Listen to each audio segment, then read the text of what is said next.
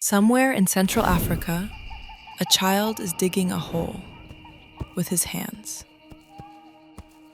He's not looking for gold. He's not looking for diamonds. He's looking for a mineral called cobalt. And that cobalt, right now, is inside the device you're using to watch this video. But here's what almost nobody talks about. That same mineral is at the center of a global power struggle that will decide which countries control the future.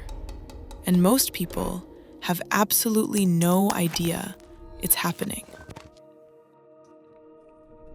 We talk about AI like it's a software story.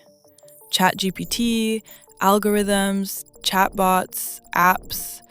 But that's not the real story. The real story is physical.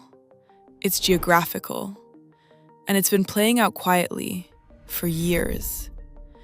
Because behind every AI system on the planet, there's a chain of physical things. Raw materials, advanced chips, massive buildings full of computers, and enormous amounts of electricity. And that chain doesn't belong to everyone equally. Some countries control it, most don't. That gap, right there, is the most important geopolitical story of our time. And by the end of this video, you're going to see exactly why. Let's start with something concrete. When you type a question into an AI system and it responds in seconds, what just happened? It feels instant. It feels invisible. But behind that response was a physical process that required raw materials mined from the earth, processed into microscopic circuits, cooled by industrial-scale air conditioning, and powered by electricity, sometimes equivalent to a small town. In 2023, training a single large AI model consumed roughly the same amount of energy as 100 American homes use in an entire year. That's not software, that's infrastructure. And infrastructure requires resources. Resources that are not evenly distributed across the planet. To understand who controls AI, you need to understand three things. First, minerals. AI chips are built from elements that only exist in certain parts of the world. Cobalt, gallium, germanium, rare earth metals. More than 70% of the world's cobalt comes from a single country, the Democratic Republic of Congo. And more than 80% of rare earth processing happens in one country, China. Before a single chip is designed, before a single line of code is written, the physical foundation of AI is already concentrated in a handful of places on Earth. Second, chips. Raw minerals become chips through one of the most complex manufacturing processes humans have ever created.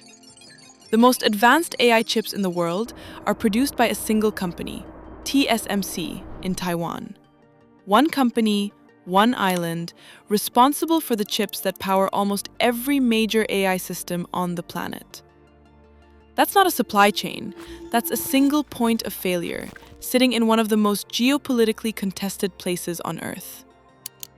Third, energy. Running AI at scale is an energy problem. Data centers, the buildings that house AI systems, consumed about 1 to 2% of global electricity in 2022. By 2030, some estimates suggest that number could reach 8%. This is why tech companies are now investing in nuclear power plants. Not because they care about clean energy, because they need that much electricity. Minerals, chips, energy. These are the three foundations of AI, and whoever controls them controls the technology shaping the next century. Now, here's why experts keep using the same comparison. In the 20th century, oil was the resource that determined global power. Countries fought wars over it, built alliances around it, sanctioned enemies by cutting off access to it. The country that controlled oil didn't just have fuel, it had leverage over everyone who needed it. AI is following the same pattern, with one important difference. Oil powered machines. AI powers decisions. It shapes economies, militaries, financial systems, and governments. So the stakes of controlling it aren't just economic, they're civilizational. And we're already seeing the early moves of this competition. In 2022, the United States banned the export of advanced AI chips to China and a growing list of other countries. Think about what that actually means. The most powerful government in the world decided that a specific piece of silicon was too strategically important to let certain countries have it. That's not a trade dispute. That's a resource embargo. The same playbook as oil, just with different weapons.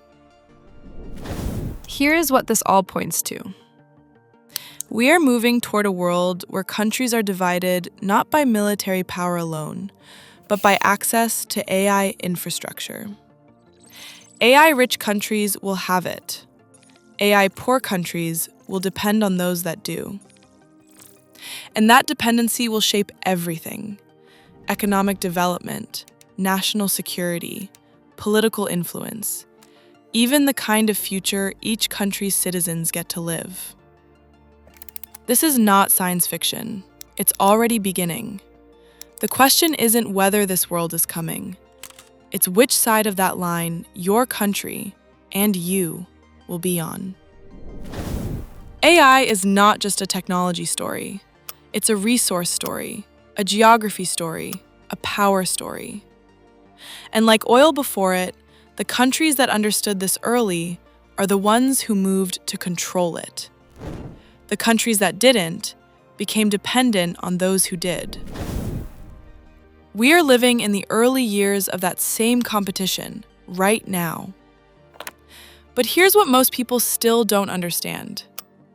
The supply chain that powers AI doesn't start in Silicon Valley. It starts in mines, in ports, in processing plants across Africa and Asia. And the countries that control those early steps may already have more power than anyone realizes. That's exactly what we're going to break down in the next video: the full map of the AI supply chain and where Africa fits into it, in ways that will genuinely surprise you. If you want to understand the world that's actually coming, that's the video you need to watch next.